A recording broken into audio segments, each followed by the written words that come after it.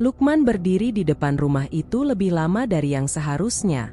Kunci besi di tangannya terasa dingin, seolah menyerap panas tubuhnya. Rumah warisan itu berdiri diam di ujung jalan kecil, diapit sawah yang menguning dan pohon-pohon bambu yang berderit pelan tertiup angin sore. Tidak ada suara kendaraan. Tidak ada anak-anak bermain. Bahkan burung pun seperti enggan hinggap terlalu lama di atapnya. Ini terlalu sunyi. Ini rumahnya. Ya, Mas? Suara seorang ibu tua dari rumah sebelah memecah keheningan. Lukman menoleh. Perempuan itu berdiri di balik pagar besi berkarat, matanya mengamati dengan hati-hati. Iya, Bu. Rumah paman saya, jawab Lukman singkat, mencoba tersenyum. Ibu itu tidak membalas senyumnya. Sudah lama kosong, katanya pelan. Sejak beliau meninggal. Nada bicaranya menggantung, seolah ada sesuatu yang sengaja tidak ia ucapkan. Lukman mengangguk, lalu memutar kunci. Pintu depan terbuka dengan bunyi berderit panjang, seperti keluhan yang tertahan bertahun-tahun. Begitu ia melangkah masuk, bau lembab langsung menyergap. Campuran kayu tua, debu, dan sesuatu yang tidak bisa ia kenali. Bau yang samar tapi mengganggu, seperti tanah basah yang terlalu lama terkubur. Ia menutup pintu di belakangnya. Suara, klik, kunci terasa lebih keras dari biasanya. Rumah itu gelap meskipun sore belum benar-benar hilang. Jendela-jendela tertutup tirai kusam. Cahaya yang masuk hanya cukup untuk memperlihatkan furnitur tua yang tertata rapi, terlalu rapi untuk rumah yang ditinggalkan lama. Seolah seseorang masih merawatnya. Lukman menggeleng pelan, mencoba menepis pikiran itu. Cuma perasaan, gumamnya. Ia mulai membuka jendela satu persatu. Cahaya masuk perlahan, memotong bayangan panjang di lantai. Debu beterbangan di udara, berkilau seperti serpihan kecil yang melayang tanpa tujuan. Setiap langkahnya menimbulkan bunyi berderak. Lantai kayu itu seperti mengeluh di bawah berat tubuhnya. Ia menjelajahi rumah itu tanpa arah pasti. Ruang tamu, kamar tidur, dapur. Semua tampak biasa. Tidak ada yang aneh. Sampai ia sampai di bagian belakang rumah. Lorong sempit itu lebih gelap dari bagian lain. Udara di sana terasa lebih dingin, meski tidak ada pendingin atau ventilasi. Di ujung lorong, sebuah pintu kayu tua berdiri sendirian. Berbeda. Pintu itu lebih gelap dari yang lain. Kayunya tampak lembab, hampir hitam. Pegangannya berkarat, dan di bagian bawahnya terlihat bekas goresan, banyak goresan. Seperti sesuatu pernah mencoba keluar dari dalam. Lukman mendekat tanpa sadar. Dan saat itulah ia mencium bau itu lebih jelas. Amis. Bukan seperti ikan atau air kotor. Lebih pekat. Lebih hidup. Ia menahan napas. Tangannya hampir menyentuh gagang pintu ketika "Mas!" Suara dari luar membuatnya tersentak. Ia mundur refleks, lalu berbalik. Ternyata ibu tetangga tadi berdiri di ambang pintu belakang yang terbuka sedikit. "Maaf, saya lihat pintunya kebuka," katanya. Matanya langsung tertuju ke arah pintu tua itu. Ekspresinya berubah. "Mas, jangan ke situ." Nada suaranya kali ini tegas. Hampir seperti perintah. Lukman mengernyit. "Kenapa, Bu?" Perempuan itu tidak langsung menjawab. Ia melangkah sedikit masuk, tapi tidak terlalu dekat ke lorong. "Kalau mau tinggal di sini," katanya pelan, "jangan buka ruangan itu." Sunyi kembali menyelimuti. "Memangnya ada apa?" tanya Lukman, sedikit terganggu. Ibu itu menggeleng. "Pokoknya jangan dibuka. Paman kamu dulu juga." "Ya, sudah. Jangan diulang." Jawaban itu tidak menjelaskan apapun. Justru membuat sesuatu di dada Lukman terasa mengganjal. Ia ingin bertanya lagi, tapi perempuan itu sudah mundur. "Saya pamit dulu, Mas. Kalau butuh apa-apa, bilang saja." Ia pergi begitu saja, meninggalkan Lukman sendirian. Dan pintu itu Malam datang lebih cepat dari yang ia kira. Listrik masih menyala, tapi lampu di rumah itu terasa redup, seperti tertutup lapisan tipis yang tidak terlihat. Lukman duduk di ruang tamu dengan ponselnya, mencoba mengalihkan pikiran. Namun bayangan pintu di lorong belakang terus muncul di kepalanya. Bau itu, goresan itu, dan peringatan tadi. Cuma pintu doang, gumamnya pelan. Ia bangkit. Langkahnya terasa lebih berat saat mendekati lorong. Lampu di sana berkedip sekali sebelum menyala stabil. Lorong itu tampak lebih panjang sekarang. Atau mungkin hanya perasaannya. Lukman berhenti beberapa langkah dari pintu. Ia memperhatikan dari jauh. Tidak ada yang berubah. Tidak ada suara. Tidak ada gerakan. Ia menghela napas, lalu berbalik. Besok saja, katanya pada dirinya sendiri. Ia kembali ke kamar dan mencoba tidur. Tapi malam di rumah itu tidak pernah benar-benar tenang. Sekitar pukul 2 dini hari, Lukman terbangun. Bukan karena mimpi buruk, tapi karena suara. Pelan. Berulang. Krek, krek, krek. Seperti sesuatu menggesek kayu. Lukman membuka mata. Nafasnya tertahan. Ia duduk perlahan di tempat tidur, mencoba mendengarkan lebih jelas. Suara itu datang dari luar kamar, dari lorong. Jantungnya mulai berdetak lebih cepat. Tik, tik, krek. Seperti kuku menggaruk. Lukman berdiri. Kakinya terasa dingin saat menyentuh lantai. Ia berjalan perlahan menuju pintu kamar, membukanya sedikit. Lorong itu gelap, lampunya mati. Tapi suara itu masih ada. Lebih jelas sekarang. Krek, krek, krek. Dari pintu itu, Lukman menelan ludah. Tangannya gemetar saat meraih saklar lampu lorong. Klik, lampu menyala. Dan suara itu berhenti. Ini. Lukman menatap ke arah pintu tua di ujung lorong. Tidak ada apa-apa. Tidak ada yang bergerak. Ia menghembuskan napas panjang, mencoba menenangkan diri. Cuma tikus, bisiknya. Ia melangkah 1 langkah mendekat. 2 langkah. 3 langkah. Semakin dekat. Dan saat itulah, pintu itu bergerak. Pelan. Berderit. Seperti didorong dari dalam. Lukman membeku. Matanya membesar. Tidak ada angin. Tidak ada orang. Tapi pintu itu bergerak. Sedikit terbuka. Gelap pekat terlihat dari celahnya. Dan dari dalam, terdengar suara. Bisikan. Lembut. Dekat sekali. Sudah waktunya kamu pulang? Lukman mundur 1 langkah. Lalu 1 lagi. Tubuhnya dingin. Nafasnya tercekat. Dan untuk pertama kalinya sejak ia datang ke rumah itu, ia merasa rumah ini bukan miliknya. Ia hanya kembali ke sesuatu yang sudah menunggunya sejak lama. Lukman tidak tidur lagi setelah itu. Ia duduk di ujung ranjang sampai subuh, punggungnya menempel ke dinding, matanya terus mengarah ke pintu kamar yang setengah terbuka. Lampu tetap menyala. Ia tidak berani mematikannya. Bisikan itu masih terngiang jelas di kepalanya. Sudah waktunya kamu pulang? Kalimat itu terasa bukan sekadar suara, lebih seperti pengakuan. Seolah rumah itu mengenalnya. Seolah ia memang seharusnya ada di sana. Begitu cahaya pagi masuk melalui jendela, Lukman langsung berdiri. Ia butuh memastikan satu hal, bahwa semua itu hanya kelelahan, hanya sugesti, hanya sesuatu yang masih bisa ia jelaskan. Ia berjalan ke lorong. Pintu itu kembali tertutup rapat. Tidak ada celah. Tidak ada tanda-tanda pernah terbuka.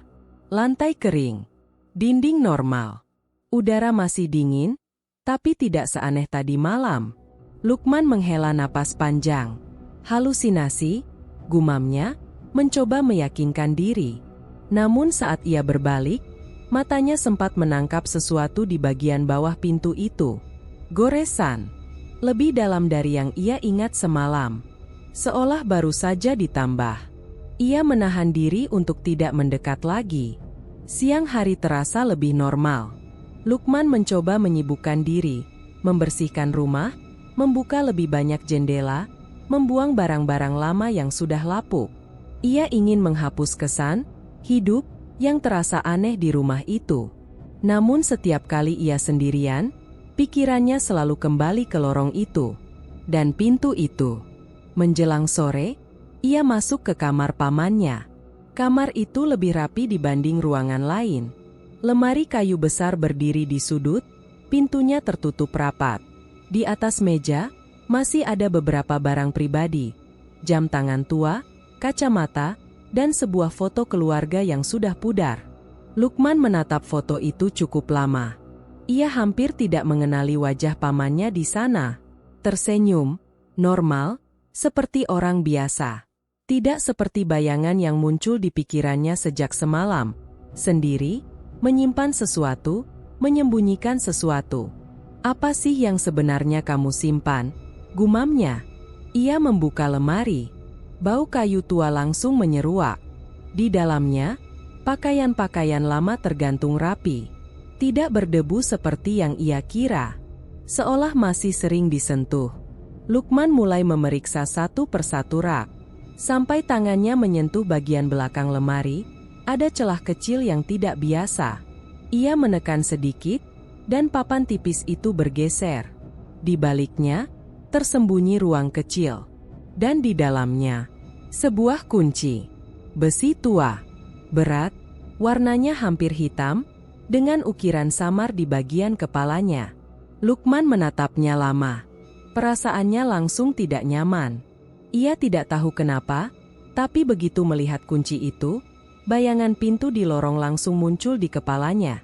Jangan buka ruangan itu. Suara ibu tetangga kembali terngiang. Tapi sekarang, ada sesuatu yang berbeda. Bukan sekadar rasa takut, melainkan rasa penasaran yang lebih kuat. Malam datang lagi. Dan kali ini, Lukman tidak benar-benar ingin tidur. Ia duduk di ruang tamu, memegang kunci itu di tangannya. Sesekali ia memutarnya, memperhatikan detailnya di bawah cahaya lampu. Semakin lama ia memandangnya, semakin terasa aneh. Seperti kunci itu, hangat, padahal seharusnya dingin. Harusnya gue buang aja, gumamnya, tapi tangannya tidak bergerak. Sebaliknya, ia justru berdiri. Langkahnya pelan menuju lorong. Lampu lorong sudah menyala. Ia sengaja tidak mematikannya sejak sore. Pintu itu masih di sana. Diam. Menunggu. Lukman berhenti beberapa langkah di depannya. Nafasnya mulai tidak stabil. Ini cuma pintu, bisiknya. Cuma pintu. Ia melangkah lebih dekat. Dan saat kakinya menyentuh lantai tepat di depan pintu, ia berhenti. Alisnya berkerut. Ada yang aneh. Ia menunduk. Lantai itu basah. Bukan genangan besar, tapi cukup untuk membuat telapak kakinya terasa dingin. Lukman menyentuhnya dengan ujung jari. Tidak ada air. Tidak ada cairan. Tapi sensasinya nyata. Dingin. Lengket. Seperti menyentuh sesuatu yang tidak terlihat. Nafasnya mulai memburu. Ia mundur satu langkah. Tapi perasaan itu tetap ada. Basah. Seolah lantai itu hidup. Dari bawah. Perlahan, sesuatu seperti bergerak di bawah kakinya. Lukman langsung melompat mundur. Apaan itu? Jantungnya berdegup kencang. Ia menatap lantai itu lekat-lekat. Tidak ada yang berubah. Tidak ada yang terlihat. Tapi ia tahu. Ia merasakan. Ada sesuatu di bawah sana. Malam itu akhirnya Lukman tertidur. Bukan karena tenang. Tapi karena tubuhnya sudah terlalu lelah. Dan saat ia tidur, ia bermimpi. Ia berdiri di tempat yang gelap. Tidak ada langit. Tidak ada suara. Hanya tanah. Hitam. Lembek. Lumpur. Kakinya tenggelam sampai lutut. Ia mencoba bergerak, tapi setiap langkah justru membuatnya semakin tenggelam. Halo? Suaranya serak. Tidak ada jawaban. Hanya suara pelan dari bawah. Krek, krek. Lukman menunduk. Dan saat itulah ia melihatnya. Permukaan lumpur itu bergerak. Seperti ada sesuatu di bawahnya. Banyak, panjang, melilit, mendekat. Satu bentuk mulai muncul ke permukaan. Seperti tangan. Tapi bukan tangan manusia. Kulitnya licin, bersisik. Tiba-tiba, tangan itu mencengkeram pergelangan kakinya. Kuat, dingin. Lukman berteriak. Ia terbangun dengan napas terengah. Keringat dingin membasahi tubuhnya. Dan untuk beberapa detik, ia tidak tahu apakah ia sudah benar-benar bangun. Karena sensasi itu masih ada. Di kakinya, dingin, lengket. Seperti sesuatu baru saja melepaskan pegangan. Lukman langsung turun dari ranjang. Ia menyalakan lampu. Kakinya bersih. Tidak ada apa-apa. Tapi perasaan itu masih nyata. Dan saat ia menoleh ke arah pintu kamar, ia mendengarnya lagi. Suara itu pelan, dari luar, dari lorong. Krek, krek. Lebih jelas dari semalam. Lebih dekat. Seolah lebih kuat. Lukman berdiri terpaku. Tangannya gemetar. Tapi kali ini, ia tidak mundur. Perlahan, ia berjalan keluar kamar. Langkah demi langkah. Menuju pintu itu. Suara itu semakin jelas. Dan saat ia sampai, ia melihat sesuatu. Dari bawah pintu, keluar perlahan. Cairan kental, gelap, merembes keluar seperti darah. Mengalir pelan ke lantai. Bau amis langsung memenuhi udara. Lebih kuat dari sebelumnya. Lebih menusuk. Lukman membeku. Matanya tidak bisa berpaling. Dan dari balik pintu itu, terdengar suara. Lembut. Berbisik. Dekat sekali. Seolah tepat di telinganya. Buka. Jeda. Lalu, aku sudah lama menunggu. Kunci di tangan Lukman terasa semakin hangat. Seolah memintanya digunakan. Lukman tidak membuka pintu itu. Meski kunci sudah ada di tangannya. Meski cairan kental itu masih mengalir tipis di bawah celah pintu. Meski suara itu masih terdengar, pelan, seperti napas yang menunggu. Ia mundur. Pelan. Lalu berbalik. Dan pergi. Pagi harinya, Lukman tidak berani kembali ke lorong itu. Bahkan untuk sekadar lewat, ia memilih memutar jalan melalui ruang depan. Rumah itu tiba-tiba terasa terlalu sempit. Setiap sudut seperti menyimpan sesuatu yang diam, tapi mengawasi. Ia duduk di teras, menatap jalan tanah yang kosong. Matanya merah. Ia tidak benar-benar tidur. Kunci itu masih ada di sakunya. Dan entah kenapa, ia tidak bisa membuangnya. Mas. Suara itu membuatnya menoleh. Ibu tetangga yang kemarin berdiri di pagar, kini berjalan pelan mendekat. Wajahnya tampak lebih serius dari sebelumnya. Semalam, ada apa? Lukman diam sejenak. Ia ragu. Tapi tubuhnya sudah terlalu lelah untuk terus menyangkal. Ada suara, Bu, katanya akhirnya. Dari ruangan belakang itu. Ibu itu menatapnya lama. Tidak terkejut. Seolah sudah tahu jawabannya. Kamu buka? Tanyanya. Lukman menggeleng. Bagus, jawabnya cepat. Lalu lebih pelan, jangan pernah. Sunyi sebentar. Bu, Lukman menatapnya. Paman saya dulu, kenapa meninggal? Pertanyaan itu membuat perempuan itu menarik napas dalam. Bukan urusan saya, katanya pelan. Tapi saya tinggal di rumah ini sekarang. Nada suara Lukman berubah. Lebih keras. Lebih mendesak. Saya berhak tahu. Perempuan itu akhirnya mengalah. Ia menoleh ke arah jalan, memastikan tidak ada orang lain, lalu mendekat sedikit. Kalau kamu mau tahu, kamu cari Mbah Wiryo. Siapa? Dukun tua di ujung desa. Dia yang dulu sering ke sini. Jantung Lukman berdegup lebih cepat. Dia tahu semua. Siang itu juga, Lukman pergi. Ia menyusuri jalan kecil yang makin lama makin sepi. Sawah di kiri kanan terbentang luas. Angin berhembus pelan, tapi tidak menenangkan. Alamat yang diberikan tidak jelas. Hanya rumah paling ujung, dekat pohon besar. Dan memang ada. Sebuah rumah kecil dari kayu, hampir tersembunyi di balik pohon beringin tua. Udara di sekitarnya terasa lebih berat. Lukman berhenti di depan pagar bambu. Ia ragu. Tapi bayangan pintu itu, suara itu, mendorongnya maju. "Permisi," panggilnya. Tidak ada jawaban. Ia membuka pagar perlahan. "Permisi." "Masuk saja." Suara itu datang dari dalam. Serak. "Tua." Lukman menelan ludah, lalu melangkah masuk.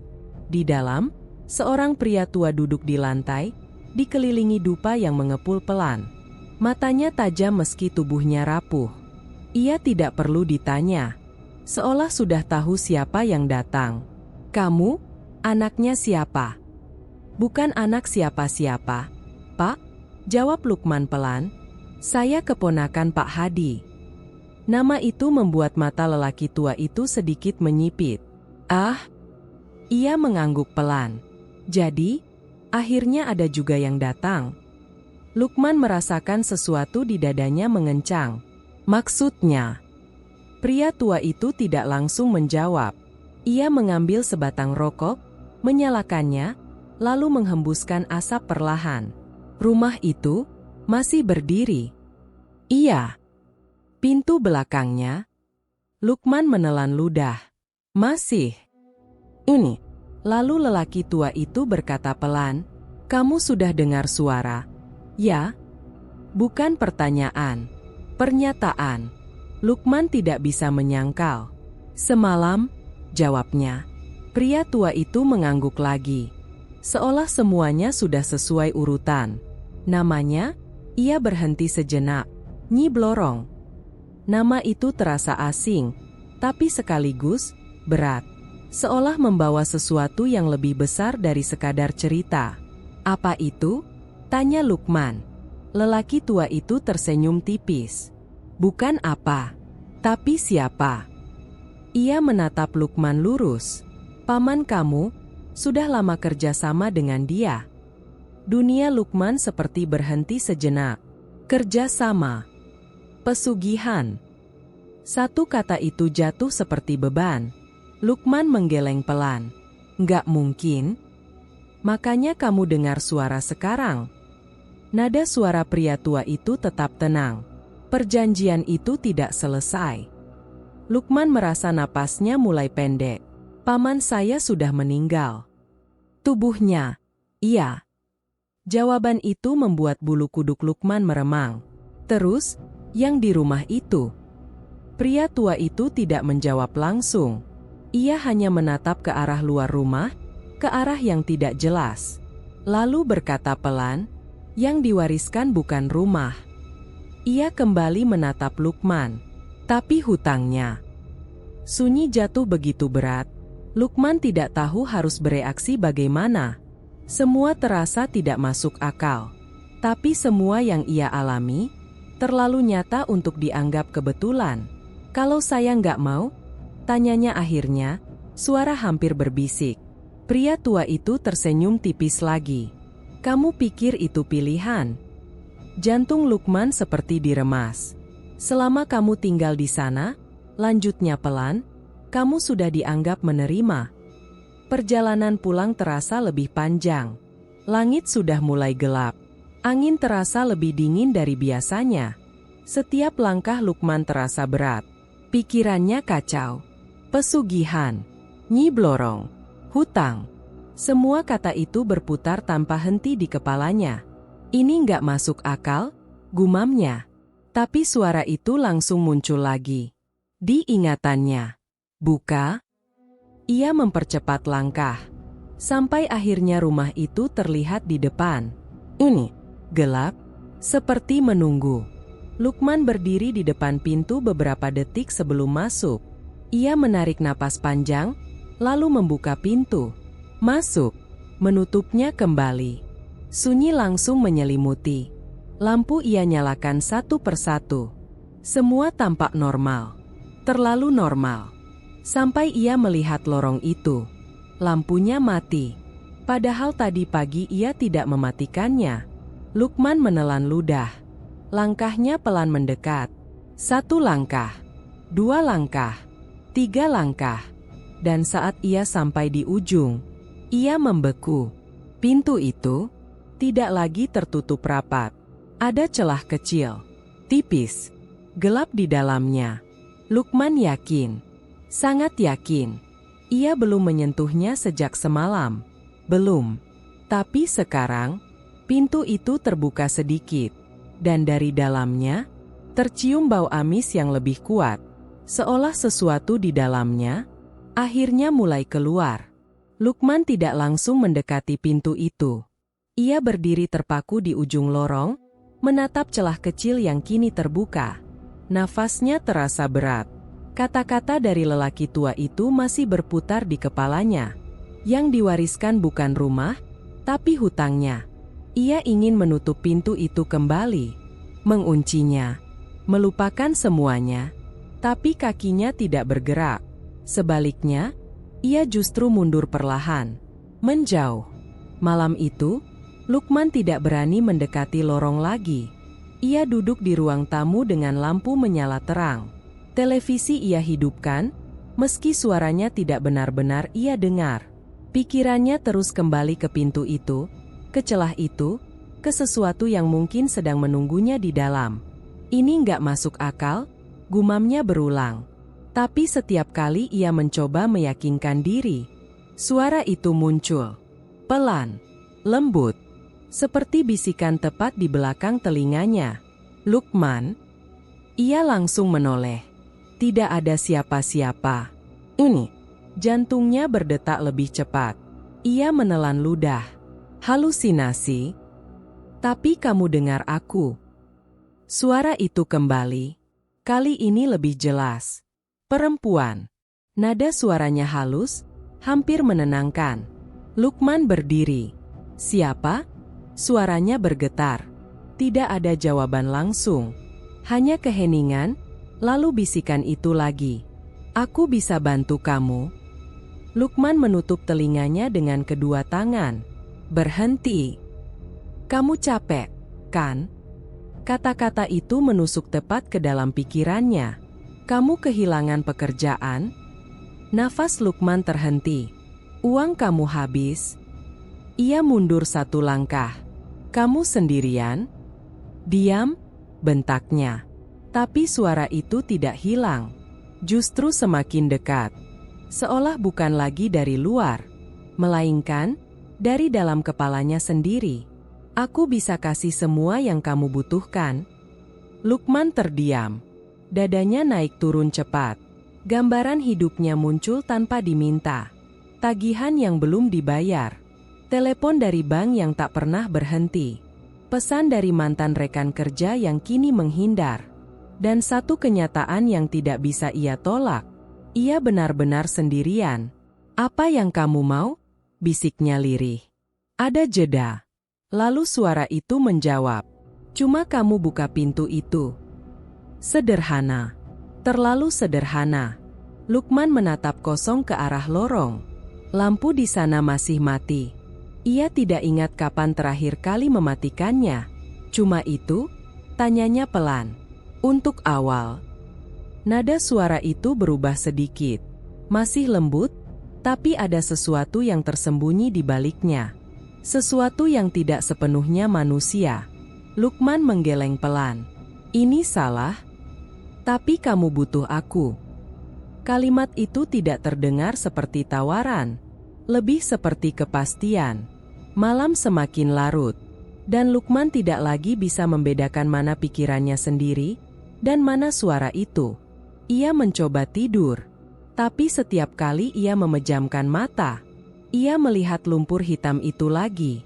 Merasa tenggelam. Merasa ditarik. Dan suara itu selalu ada di sana. Lebih dekat. Lebih jelas. Aku sudah lama menunggu. Pagi datang, tapi tidak membawa ketenangan. Lukman bangun dengan kepala berat. Matanya cekung. Ia hampir tidak mengenali dirinya sendiri di cermin kamar. Ia menatap bayangannya lama. "Apa gue mulai gila?" gumamnya. Tidak ada jawaban. Tapi ia tahu satu hal.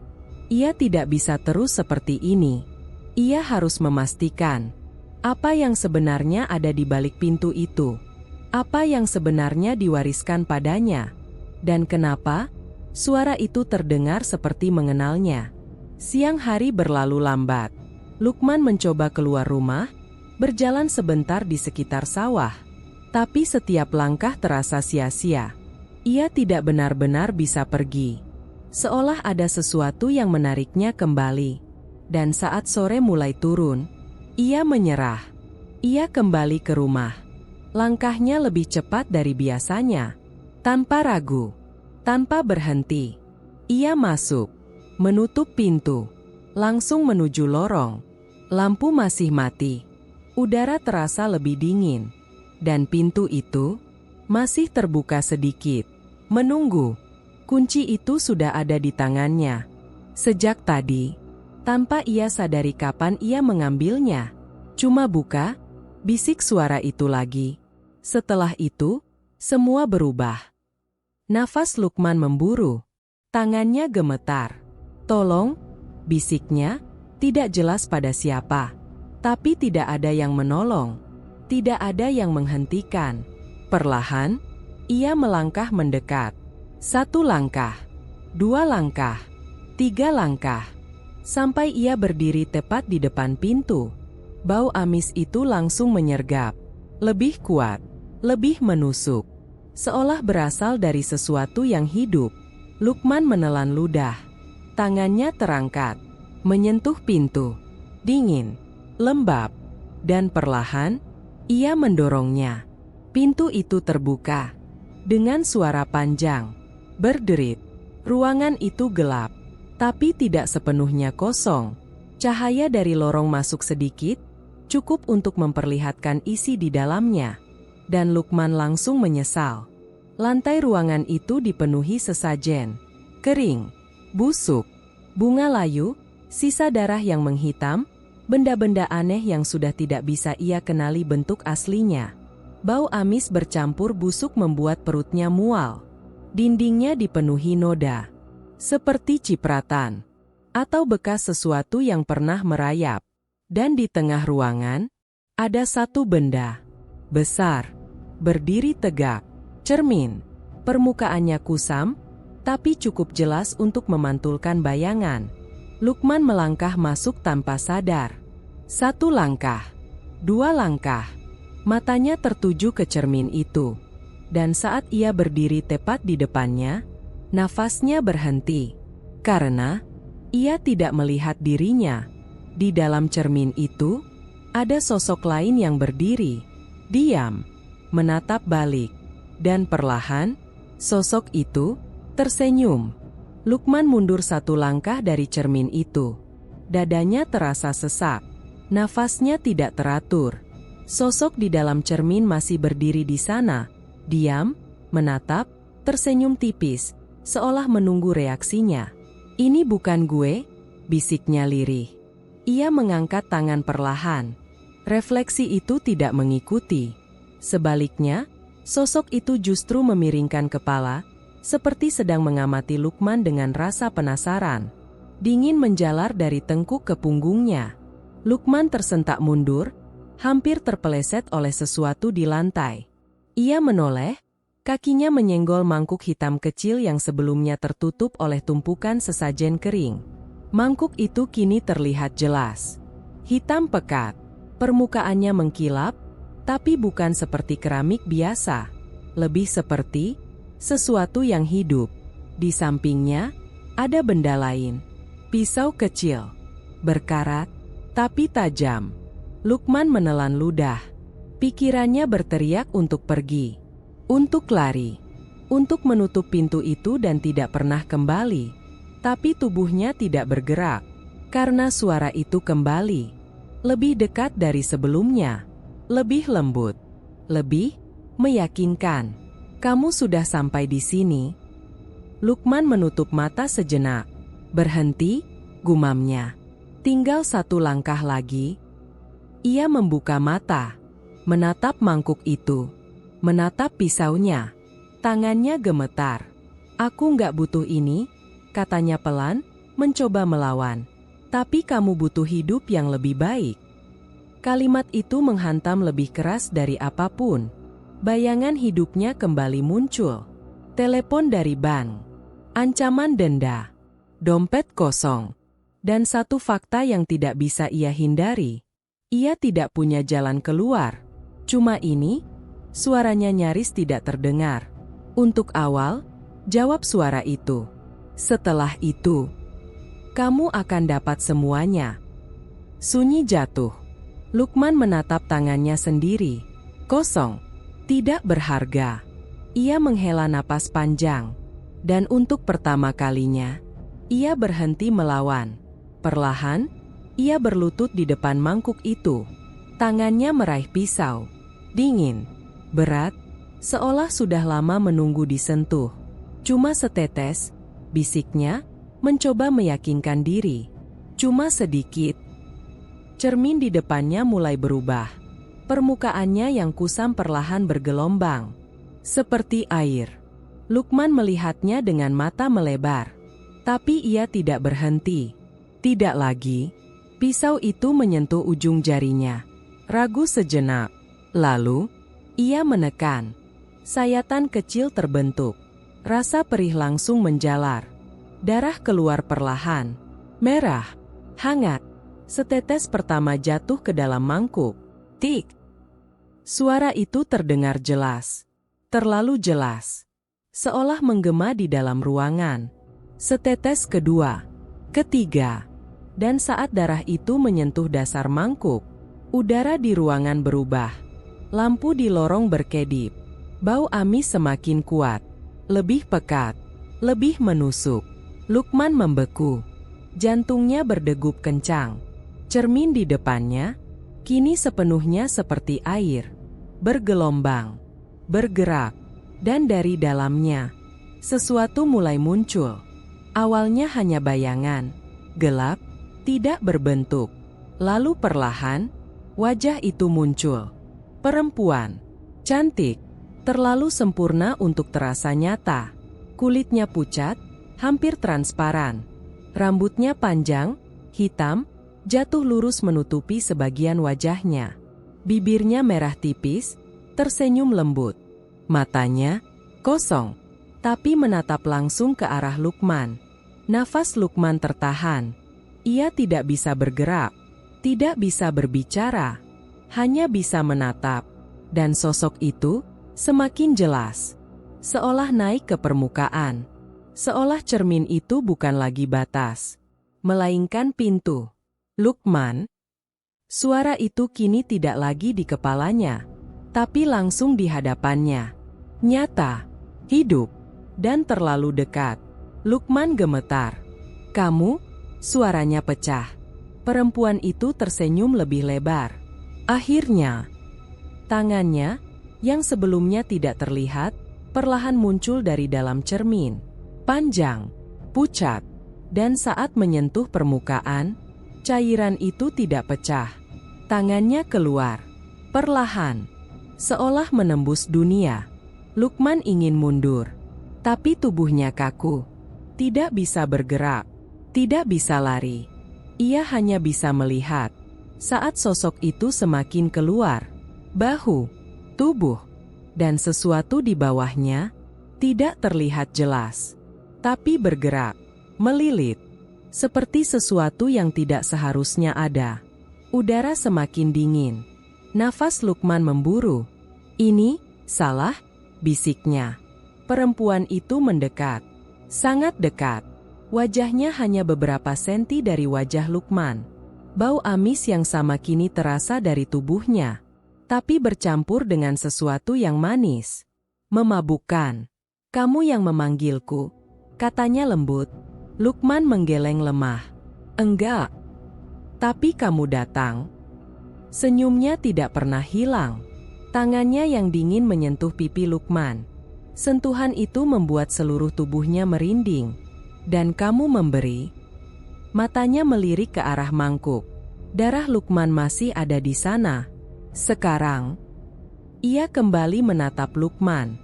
Lebih dalam, lebih tajam. Giliran aku memberi.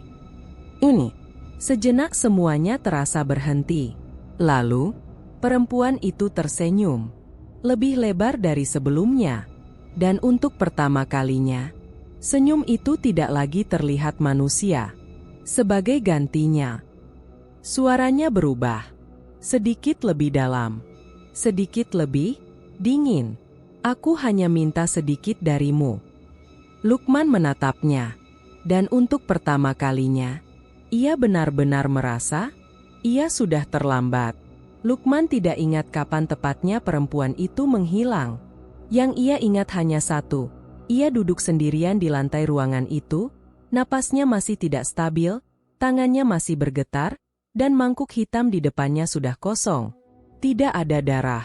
Tidak ada bekas.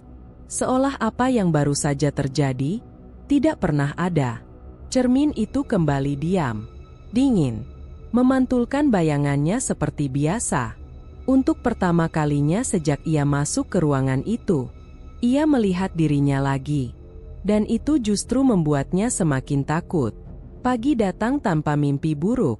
Tidak ada suara. Tidak ada bisikan. Tidak ada bayangan. Semuanya sunyi. Terlalu sunyi. Lukman duduk di ruang tamu dengan perasaan kosong. Kepalanya ringan, tapi bukan karena tenang. Lebih seperti sesuatu di dalamnya hilang. Ia menatap tangannya. Bekas sayatan itu tidak ada. Kulitnya mulus. Gue mimpi, gumamnya. Tapi bau amis itu masih samar terasa dari lorong belakang. Dan pintu itu sekarang tertutup kembali. Rapih. Seolah tidak pernah dibuka. Hari itu berubah lebih cepat dari yang ia bayangkan. Ponselnya berdering. Nomor tak dikenal. Lukman hampir tidak mengangkatnya. Mas Lukman.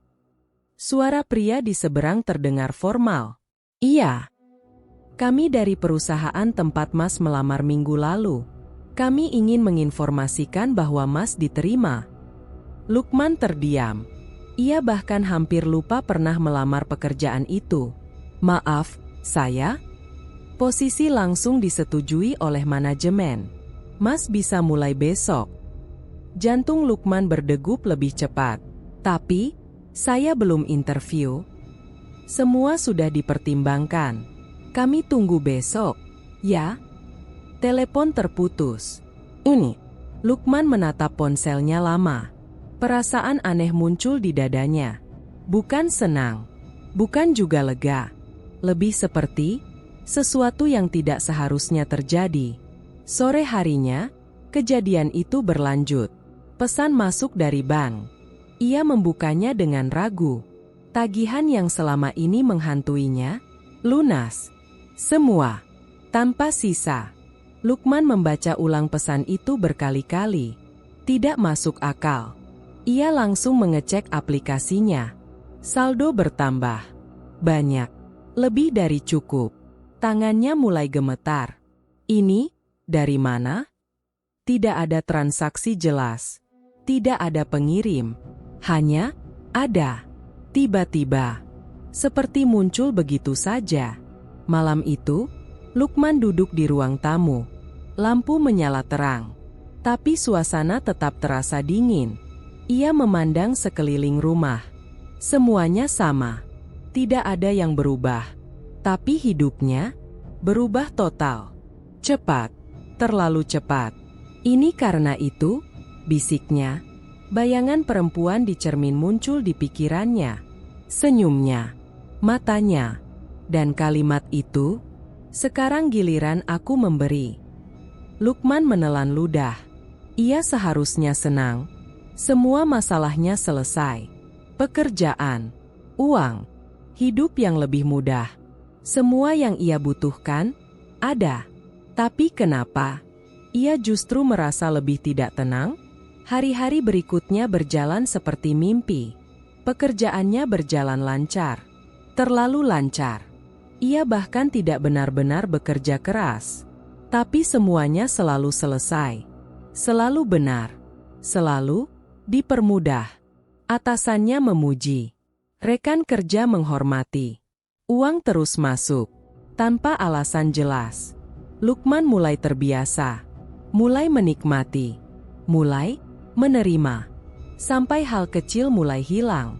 Awalnya sepele. Jam tangannya. Ia yakin meletakkannya di meja. Tapi keesokan harinya, hilang. Ia mencari ke seluruh rumah. Tidak ada. Paling lupa naro, gumamnya. Ia mencoba tidak memikirkan. Tapi keesokan harinya lagi, foto keluarga di ruang tamu. Hilang. Bingkai masih ada. Tapi isinya kosong. Putih. Seolah tidak pernah ada gambar di dalamnya. Lukman berdiri lama di depan bingkai itu. Nafasnya mulai tidak teratur. Ini nggak mungkin. Ia membuka galeri ponselnya. Foto-foto lama masih ada. Tapi beberapa hilang. Yang paling lama. Yang paling awal. Masa kecilnya. Perlahan menghilang. Malam itu, Lukman duduk di kamar. Lampu mati. Hanya cahaya dari luar jendela yang masuk. Ia mencoba mengingat. Rumah lamanya. Sekolah. Teman-teman kecil. Wajah ayahnya. Masih ada. Samar, tapi ada. Lalu, ibunya. Lukman menutup mata. Berusaha keras. Wajah itu harusnya jelas. Harusnya ia ingat. Tapi semakin ia mencoba, semakin kosong. Seperti kabut. Seperti sesuatu yang dihapus perlahan. Nafasnya memburu. Enggak, enggak. Ia berdiri. Mondar-mandir. Tangannya gemetar. Gue ingat, gue pasti ingat. Tapi tidak ada. Tidak ada wajah. Tidak ada detail. Hanya perasaan bahwa ia pernah punya ibu. Dan sekarang, ia tidak tahu seperti apa wajahnya. Lukman membeku di tempat. Matanya kosong. Dan untuk pertama kalinya sejak semua ini dimulai, ia benar-benar merasa kehilangan sesuatu yang tidak bisa digantikan. Di luar kamar, dari arah lorong, terdengar suara pelan. Bisikan itu kembali. Lembut, tenang. Dan kali ini, lebih dekat dari sebelumnya. Lukman tidak bisa melupakan satu hal. Wajah ibunya. Atau lebih tepatnya, ketiadaan wajah itu. Ia duduk di ruang tamu pagi itu, menatap bingkai kosong yang dulu berisi foto keluarga. Tangannya gemetar saat menyentuh kaca dingin itu, seolah berharap gambar itu akan kembali muncul kalau ia cukup lama menunggu. Tapi tidak ada apa-apa. Kosong. Seperti ingatannya. Gue, anak siapa sih? Bisiknya lirih. Pertanyaan itu terdengar bodoh. Tapi untuk pertama kalinya, ia benar-benar tidak yakin. Hari itu ia berangkat kerja seperti biasa. Berpakaian rapi. Wajah normal. Semua terlihat baik-baik saja. Tapi di dalam, sesuatu mulai retak. Di kantor, semuanya berjalan lancar seperti sebelumnya. Terlalu lancar. Bahkan saat ia melakukan kesalahan kecil, hasil akhirnya tetap benar. Seolah ada sesuatu yang membenarkan segalanya untuknya. Namun kali ini, Lukman tidak lagi merasa beruntung. Ia merasa diawasi. Saat duduk di depan komputer, matanya menangkap sesuatu di sudut layar. Gerakan cepat, hitam, seperti bayangan panjang. Ia menoleh. Tidak ada apa-apa. Lukman menghela napas, mencoba fokus kembali. Tapi beberapa detik kemudian, gerakan itu muncul lagi. Di sudut matanya, melintas cepat di lantai. Seperti ular. Lukman langsung berdiri. Kursinya berderit keras. "Mas, kenapa?" tanya salah satu rekan kerjanya. Enggak apa-apa," jawabnya cepat. Tapi matanya terus menyapu lantai. Mencari. Tidak ada apa-apa. Kosong. Namun perasaan itu Tidak hilang. Sepulang kerja, Lukman langsung menuju kamar mandi. Ia menyalakan keran. Air mengalir deras. Ia membasuh wajahnya. Dingin, menyegarkan. Untuk beberapa detik, ia merasa normal lagi. Sampai bau itu muncul. Lukman berhenti, mengendus pelan. Air di tangannya berbau, lumpur, pekat, seperti air sungai yang lama tidak mengalir. Ia langsung menutup keran, menatap air yang masih menetes dari tangannya. Ini cuma perasaan, gumamnya. Ia membuka keran lagi. Air mengalir, jernih, tidak berbau. Lukman terdiam beberapa detik, lalu mencoba lagi membasuh wajahnya. Dan kali ini, bau itu kembali, lebih kuat. Ia mundur cepat. Jantungnya berdegup kencang. Ini nggak normal. Malam datang, dan rumah itu kembali menjadi tempat yang paling tidak ingin ia tempati. Lukman duduk di ruang tamu dengan lampu menyala terang. Televisi hidup, tapi ia tidak benar-benar menonton. Ia hanya mencoba mengisi keheningan. Karena keheningan itu selalu diikuti sesuatu. Dan benar saja, beberapa menit kemudian, suara itu muncul lagi. Tapi berbeda. Bukan di kepalanya. Bukan seperti bisikan samar. Kali ini, jelas, dari arah lorong. Lukman, ia langsung menoleh. Tubuhnya kaku. Itu bukan imajinasi. Suara itu nyata. Menggema pelan di dalam rumah. Lukman, lebih dekat, lebih lembut. Seperti memanggil dengan penuh kesabaran. Keluar, bisik Lukman pada dirinya sendiri. Keluar dari rumah ini. Tapi ia tidak bergerak. Kakinya terasa berat. Seolah lantai menahannya. Seolah rumah itu tidak ingin ia pergi. Suara itu tidak berhenti. Ia berpindah dari lorong ke dapur. Lukman kini terdengar lebih jelas, lebih nyata. Seperti seseorang benar-benar berdiri di sana. Nafas Lukman memburu. Tangannya mengepal. Ia tahu, kalau ia terus diam, ini tidak akan berhenti. Perlahan, ia berdiri. Langkahnya berat, menuju dapur. Setiap langkah terasa seperti mendekati sesuatu yang tidak seharusnya ia lihat. Udara semakin dingin. Bau lumpur kembali muncul. Lebih pekat, lebih menusuk. Dan saat ia sampai di ambang dapur, ia berhenti. Tubuhnya membeku. Di sana, di tengah dapur, ada seseorang. Seorang wanita. Berdiri membelakangi Lukman. Rambutnya panjang, hitam, menutupi hampir seluruh punggungnya. Diam, tidak bergerak. Lukman tidak berani bernapas. Siapa? Suaranya hampir tidak terdengar. Wanita itu tidak menjawab, hanya berdiri. Ini. Lalu perlahan, ia mulai bergerak. Tubuhnya berputar. Pelan, tidak wajar. Dan saat wajahnya hampir terlihat, Lukman menunduk. Matanya jatuh ke bawah, ke kaki wanita itu. Dan saat itulah, dunia Lukman runtuh. Karena itu bukan kaki. Bagian bawah tubuh wanita itu, panjang, melilit, bersisik, ekor ular, besar, bergerak perlahan di lantai. Menggesek kayu dengan suara pelan. Krek, krek. Nafas Lukman terhenti. Tubuhnya dingin. Ia ingin lari, tapi tidak bisa. Wanita itu akhirnya menoleh sepenuhnya. Wajahnya sama seperti yang ia lihat di cermin. Cantik, tersenyum, dan matanya kosong. Lukman.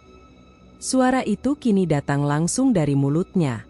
Nyata, dekat, dan tidak bisa dihindari. Lukman tidak ingat bagaimana ia bisa kembali ke ruang tamu malam itu. Yang ia ingat hanya satu, wajah perempuan itu di dapur, dan ekor panjang yang menyeret di lantai. Setelah itu, kosong. Seperti ada bagian dari waktunya yang hilang.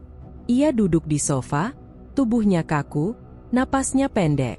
Televisi masih menyala, tapi gambarnya hanya berpendar tanpa suara. Tangannya gemetar, tapi bukan karena takut. Lebih karena ia mulai terbiasa. Dan itu yang paling menakutkan. Pagi harinya, Lukman bangun dengan perasaan asing terhadap dirinya sendiri. Cermin di kamar menunjukkan wajah yang sama, tapi matanya kosong, dingin, seperti bukan miliknya. Ia menatap bayangan itu lama. "Gue masih gue, kan?" bisiknya. Tidak ada jawaban. Di kantor, perubahan itu mulai terlihat. Bukan pada pekerjaannya, semuanya tetap sempurna. Tapi pada dirinya, ia tidak lagi banyak bicara. Tidak lagi tersenyum. Tidak lagi merasa perlu menjawab sapaan orang lain. "Men, lo kenapa sih akhir-akhir ini?" tanya Rian, rekan kerjanya, saat makan siang. Lukman mengangkat kepala pelan. "Kenapa?" "Ya, lo beda. Dulu lo santai. Sekarang, Rian ragu, kayak orang lain." Lukman terdiam. Ia tidak merasa ada yang berubah. Atau mungkin, ia tidak lagi peduli. "Kerjaan gue beres, kan?" jawabnya datar. Rian terdiam. "Iya sih, tapi..." "Ya udah." Lukman kembali makan. Percakapan itu selesai begitu saja. Dan sejak saat itu, orang-orang mulai menjaga jarak. Sore itu, ponselnya berdering. Nama yang muncul membuatnya berhenti. Nisa. Pacarnya.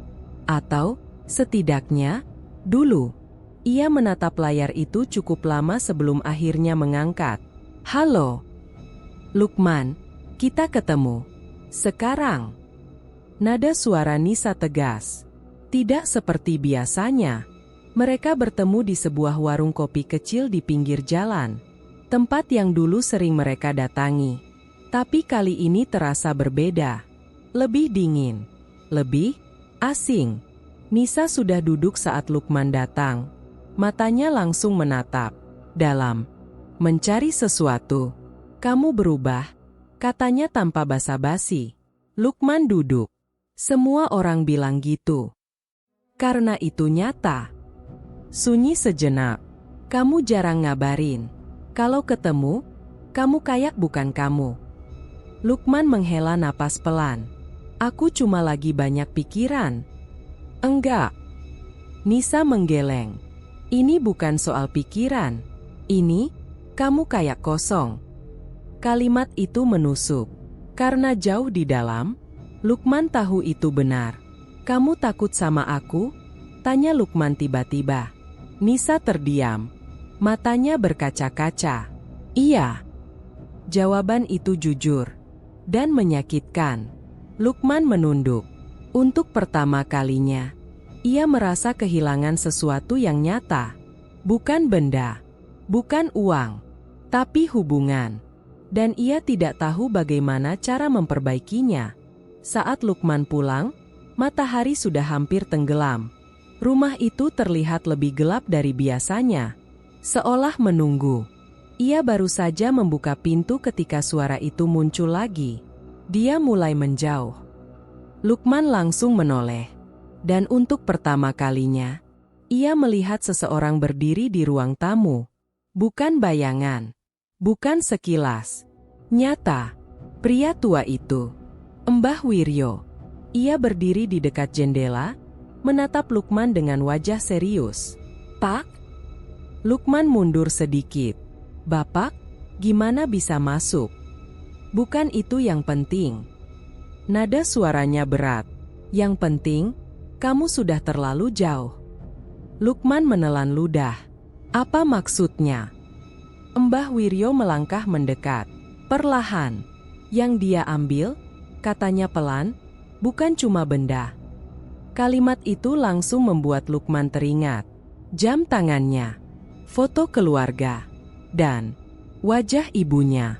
Nafasnya mulai tidak stabil. "Terus, apa lagi?" Mbah Wiryo menatapnya tajam.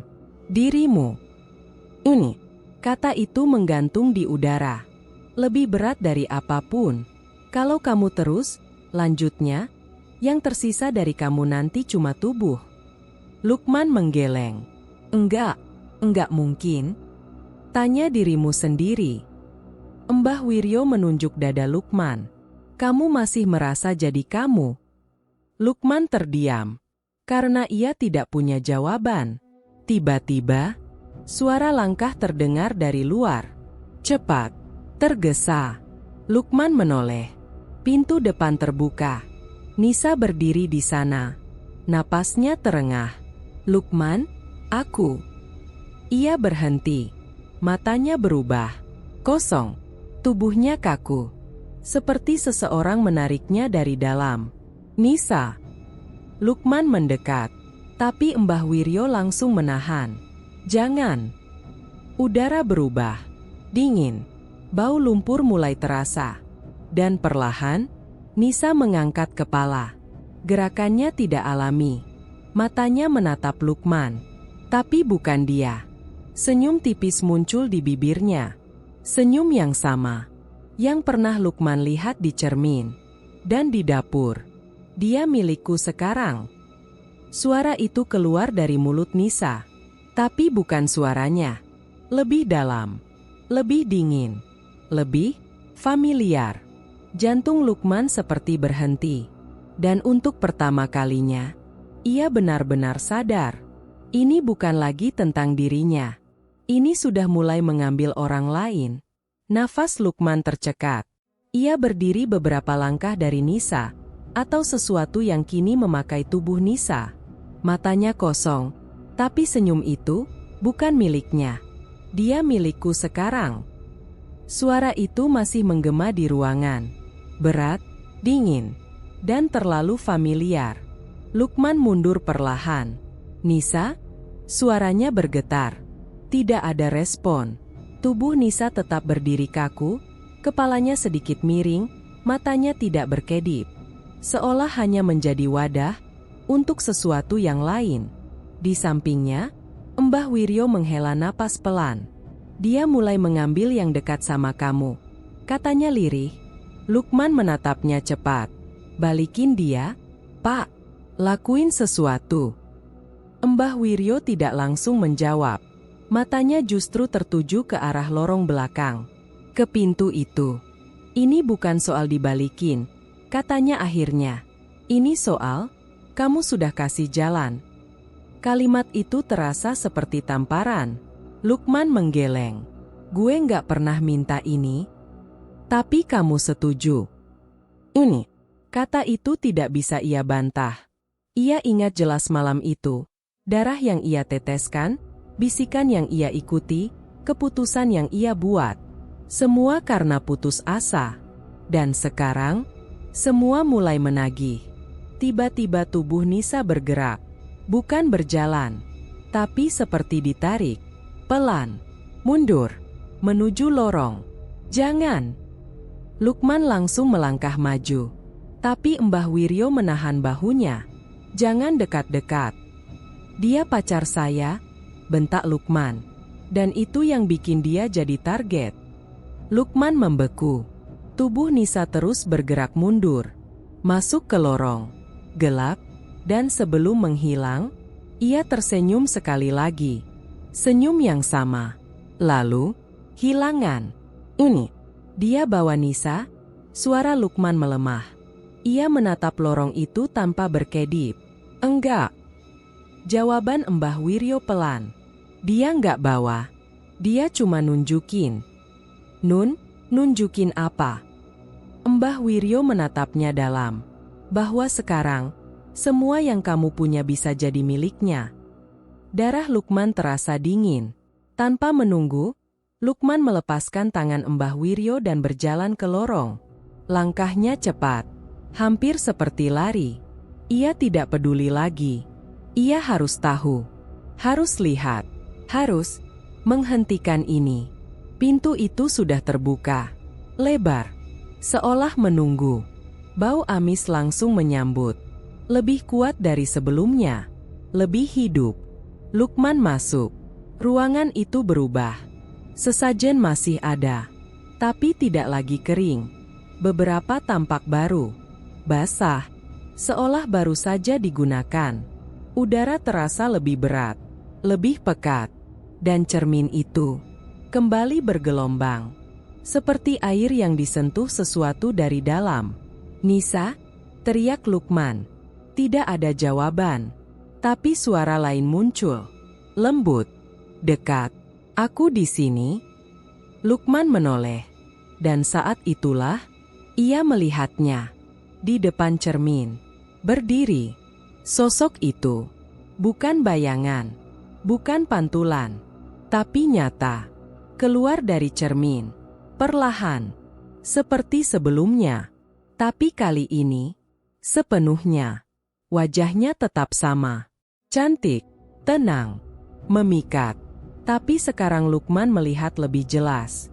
Matanya kosong, tidak ada kehidupan, tidak ada emosi, hanya kehampaan. Dan tubuhnya tidak lagi tersembunyi. Kulitnya pucat, tapi di beberapa bagian muncul sisik, halus, mengkilap, seperti kulit ular. Di lehernya, di lengannya, menyebar perlahan, dan bagian bawah tubuhnya. Ekor panjang itu kini terlihat jelas. Besar, berat, melilit lantai dengan suara gesekan pelan. Krek, krek. Lukman tidak bisa bergerak. Ini bukan lagi bayangan, bukan sekadar gangguan. Ini nyata, dan berdiri di depannya. "Nyi Blorong, kamu takut sekarang?" Suaranya lembut. Lukman menelan ludah. "Balikin Nisa," katanya dengan suara pecah. Perempuan itu tersenyum. Sama seperti sebelumnya, dia tidak hilang. Terus di mana dia? Di tempat yang sama dengan yang lain. Kalimat itu membuat jantung Lukman berhenti sejenak.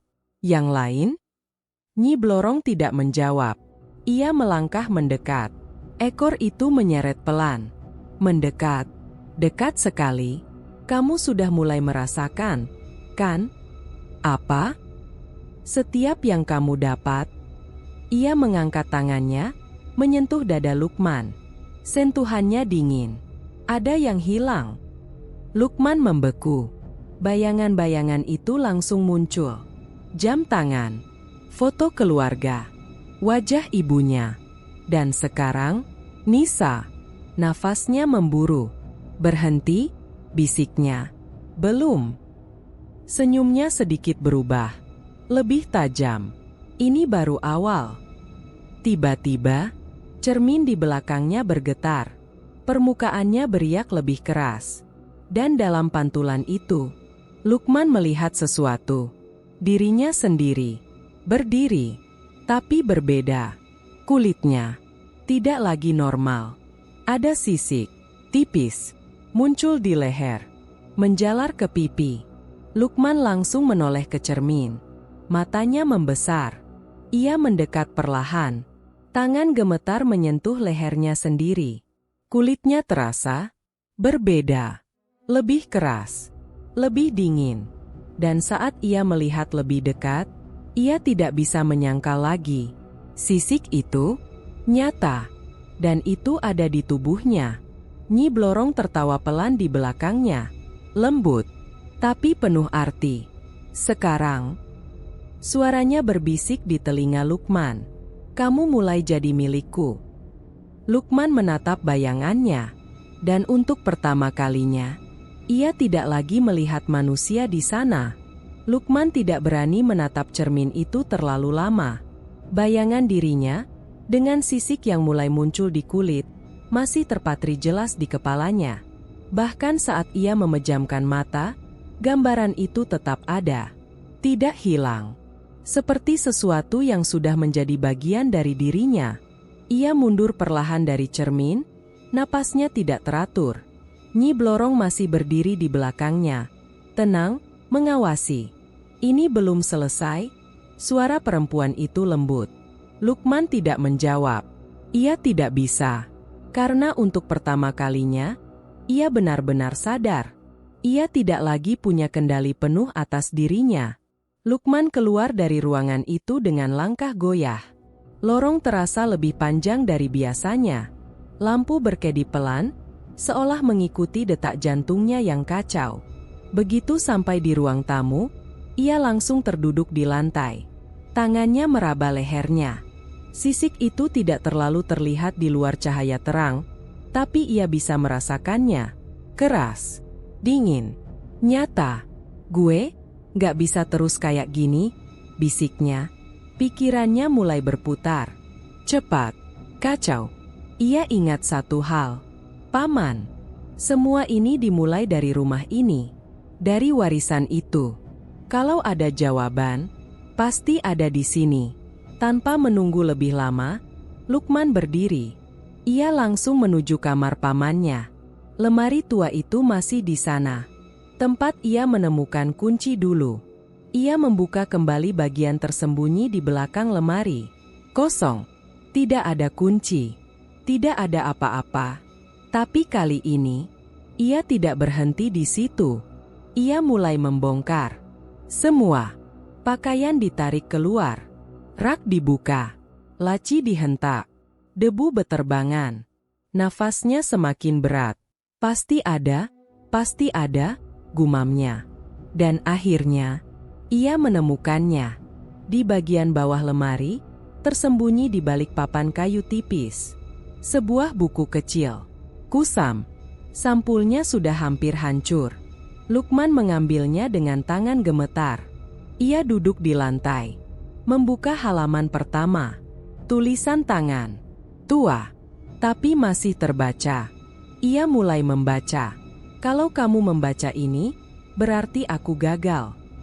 Nafas Lukman terhenti. Itu tulisan pamannya. Aku pikir aku bisa mengendalikan semuanya. Awalnya mudah. Uang datang. Hidup berubah. Tidak ada yang terasa salah. Lukman menelan ludah. Kalimat itu sama. Persis seperti yang ia alami. Tapi setiap yang aku dapat, selalu ada yang hilang. Awalnya kecil. Tidak terasa. Tangannya mulai gemetar. Sampai akhirnya aku sadar, yang hilang bukan benda. Lukman berhenti membaca. Matanya membesar. Ia tahu kelanjutannya. Ia sudah merasakannya. Dia mengambil hidupku, sedikit demi sedikit. Ini, Lukman melanjutkan. Aku mencoba berhenti. Aku mencoba menolak. Tapi tidak bisa. Perjanjian itu tidak pernah benar-benar memberi pilihan. Nafasnya semakin berat. Satu-satunya cara adalah mengorbankan semuanya, termasuk diriku sendiri. Lukman membeku. Aku mencoba menghancurkan cermin itu, mengakhiri semuanya. Matanya bergetar, tapi aku salah. Ini, halaman berikutnya, tulisan semakin berantakan, seperti ditulis dalam keadaan panik. Dia tidak bisa dihentikan dengan cara biasa. Dia tidak mati. Dia hanya menunggu. Tangan Lukman semakin dingin. Kalau kamu membaca ini, berarti dia sudah menemukanmu. Nafas Lukman tercekat, dan kamu akan mengulang semuanya. Buku itu terjatuh dari tangannya. Enggak, bisiknya. Ia menggeleng cepat. Gue nggak bakal jadi kayak dia. Tapi suara itu langsung muncul. Pelan. Dekat. Apa bedanya kamu dengan dia? Lukman menoleh. Kosong. Tidak ada siapa-siapa. Tapi ia tahu. Ia tidak sendirian. Lampu tiba-tiba meredup. Udara berubah dingin. Bau lumpur kembali muncul. Lebih pekat. Lebih menusuk. Dan dari sudut ruangan, sesuatu mulai terbentuk. Bayangan. Awalnya samar. Lalu perlahan, menjadi lebih jelas. Lukman mundur perlahan. Matanya membesar. Itu? Sosok itu berdiri di dekat lemari. Tidak sepenuhnya nyata. Tidak sepenuhnya hilang. Seperti kabut yang dipaksa berbentuk manusia. Wajahnya setengah terlihat, setengah kosong. Tapi Lukman mengenalinya. Paman? Sosok itu tidak menjawab langsung. Ia hanya menatap. Matanya kosong, tapi penuh beban. Tubuhnya tidak utuh. Bagian bawahnya seperti hilang, larut dalam bayangan. Dan saat ia melangkah, tidak ada suara. Seolah tidak menyentuh lantai. Lukman gemetar. "Paman, ini semua benar." Sosok itu mendekat perlahan. Sangat dekat. Dan saat akhirnya berbicara, suaranya terdengar patah. Seperti dua suara yang saling bertabrakan. "Jangan ulangi kesalahanku." Lukman membeku. Air matanya hampir jatuh. "Tolong gue," bisiknya. Sosok itu mengangkat tangannya. Perlahan. Seolah ingin menyentuh. Tapi berhenti di udara. Sudah terlambat. Kalimat itu seperti menghancurkan sesuatu di dalam diri Lukman. Dan sebelum ia bisa berkata apapun, sosok itu mulai memudar. Perlahan. Kembali menjadi bayangan. Dan hilang. Meninggalkan Lukman sendirian. Dengan satu kenyataan yang tidak bisa ia hindari. Ia sedang berjalan di jalan yang sama. Dan mungkin akan berakhir sama. Lukman tidak tidur malam itu. Atau mungkin ia tidur, tapi tidak benar-benar sadar. Yang ia ingat hanya bayangan pamannya. Setengah manusia. Setengah bayangan. Dan kalimat itu, "Sudah terlambat."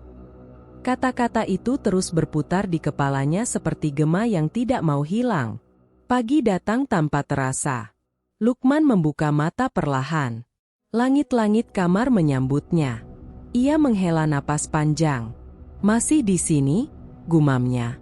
Untuk beberapa detik, semuanya terasa normal. Sampai ia mencoba menggerakkan tangannya.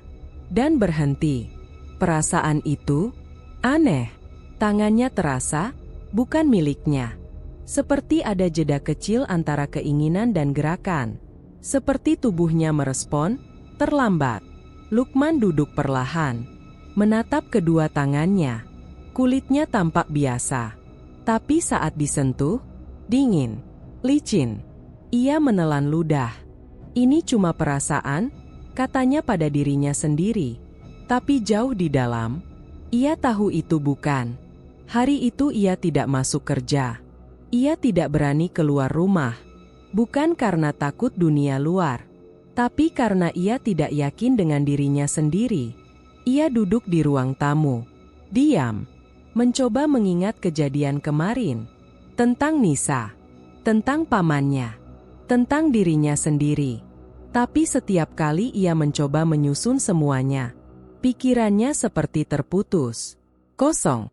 Seolah ada bagian yang dihapus. Sore hari, ia merasa sangat lelah. Padahal tidak melakukan apa-apa. Matanya berat. Tubuhnya lemah. Tanpa sadar, ia tertidur di sofa. Saat ia membuka mata, ia tidak lagi di ruang tamu. Lukman langsung duduk tegak. Nafasnya memburu. Ia berada di dapur. Lampu mati. Hanya cahaya dari luar yang masuk. "Gue, gimana bisa ke sini?" Ia tidak ingat berjalan. Tidak ingat bangun. Tidak ingat apapun. Jantungnya berdetak lebih cepat. Ia berdiri. Langkahnya pelan. Seolah takut tubuhnya akan bergerak sendiri lagi. Kejadian itu tidak berhenti di situ. Malam berikutnya, ia tertidur di kamar. Dan terbangun di depan pintu ruangan itu. Berdiri. Dengan tangan menyentuh gagang pintu. Seolah ia hampir masuk. Padahal ia tidak ingat keluar kamar. "Enggak," bisiknya panik. Ia langsung mundur. Tubuhnya gemetar hebat. "Gue kehilangan kendali." Hari-hari berikutnya menjadi kabur. Waktu terasa tidak utuh. Kadang ia ingat, kadang tidak. Ia menemukan dirinya di tempat-tempat aneh di dalam rumah. Lorong, dapur, depan cermin. Selalu dekat dengan ruangan itu. Selalu mengarah ke sana. Seolah ada sesuatu yang perlahan menariknya. Dan ia tidak bisa melawan. Tubuhnya juga mulai berubah. Bukan hanya perasaan. Nyata. Kulit di lehernya kini terlihat berbeda. Tipis. Mengkilap. seperti sisik halus. Saat disentuh, dingin, dan semakin luas, menyebar ke bahu, ke lengan. Lukman menatap dirinya di cermin. Wajahnya masih sama, tapi tidak sepenuhnya. Ada sesuatu yang hilang. Ekspresi, kehangatan. Ia terlihat kosong, seperti yang dulu dikatakan Nisa. Dan untuk pertama kalinya, ia mengerti. Ini semua harga yang harus dibayar, bisiknya. Ia mengingat kembali kata-kata Nyi Blorong. Setiap yang didapat, ada yang hilang. Dan sekarang, yang hilang bukan lagi benda. Bukan lagi ingatan kecil, tapi dirinya sendiri. Malam itu, Lukman mencoba melawan. Ia mengikat tangannya dengan kain ke kursi. Kuat, kencang. Gue nggak bakal jalan lagi, katanya. Ia bersandar, menunggu, melawan kantuk, melawan apapun yang mencoba mengambil alih. Tapi tubuhnya tetap lelah. Matanya perlahan tertutup, dan ia kalah. Saat ia membuka mata, ia tidak lagi di rumah. Suara air terdengar, mengalir, pelan, terus-menerus. Lukman mengerjap, bingung. Ia duduk, dan langsung membeku. Di sekelilingnya, gelap, pepohonan, tanah basah, dan di depannya, sungai. Airnya keruh, mengalir pelan. Bau lumpur sangat kuat, menusuk hidung. Gue, di mana? Suaranya hampir tidak keluar. Ia mencoba berdiri. Kakinya basah. Ia melihat ke bawah. Air. Ia berdiri di dalam sungai itu. Airnya mencapai lutut. Dingin. Sangat dingin. Lalu, ia menyadarinya. Gerakan di air. Pelan. Mengelilinginya. Lukman menahan napas. Matanya menyapu permukaan sungai. Dan di sana, 1, 2, 3, puluhan ular, besar, kecil, semua bergerak di sekelilingnya, melingkar, dekat, sangat dekat. Beberapa menyentuh kakinya, dingin, licin. Nafas Lukman tercekat. Ia tidak berani bergerak, tidak berani bersuara, karena ia tahu ia bukan lagi pengunjung di tempat itu. Ia adalah bagian dari sesuatu, dan sesuatu itu sedang menyambutnya. Di kejauhan, suara perempuan itu terdengar lagi, lembut, tenang. Selamat datang.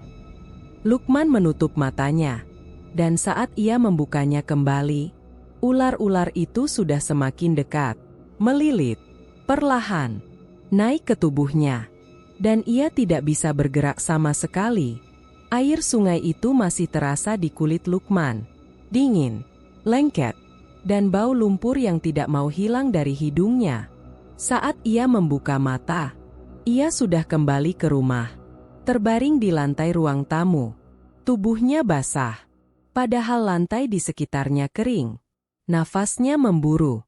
Tangannya langsung meraba leher, dada, lengan. Masih ada bekas-bekas lilitan itu, tipis, merah, seperti sesuatu yang benar-benar pernah melilit tubuhnya. Ini nyata, bisiknya. Bukan mimpi, bukan halusinasi. Ia tahu sekarang, semua yang terjadi di luar kesadarannya benar-benar terjadi. Dan itu berarti, ia tidak tahu apa saja yang sudah ia lakukan. Lukman bangkit dengan susah payah. Kepalanya berat, pikirannya kacau. Dan satu nama langsung muncul di benaknya. Nisa. Ia belum melihatnya sejak malam itu. Sejak sesuatu mengambil alih tubuhnya. Jantung Lukman langsung berdegup lebih cepat. Gue harus cari dia. Ia meraih ponselnya. Mencari kontak Nisa. Menelpon. Sekali. 2 kali. 3 kali. Tidak ada jawaban. Pesan terkirim. Tidak dibalas. Perasaan dingin menjalar di dadanya. Bukan takut. Lebih dalam dari itu. Firasa buruk. Tanpa berpikir panjang, Lukman keluar rumah. Langkahnya cepat. Hampir berlari menuju rumah Nisa. Jalan terasa lebih panjang dari biasanya. Atau mungkin ia terlalu panik. Sesampainya di sana, rumah itu terlihat sepi. Pintu tertutup, lampu mati. Tidak ada tanda kehidupan. Lukman mengetuk. "Sa." Tidak ada jawaban. Ia mengetuk lagi, lebih keras. "Nisa, buka." Ini hanya suara angin. Dan sesuatu di dalam dirinya mulai berteriak. Terlambat. Ia mencoba gagang pintu. Tidak terkunci. Pintu terbuka perlahan dengan bunyi berderit panjang. Udara dari dalam rumah langsung menyambut. Dingin. Dan berbau.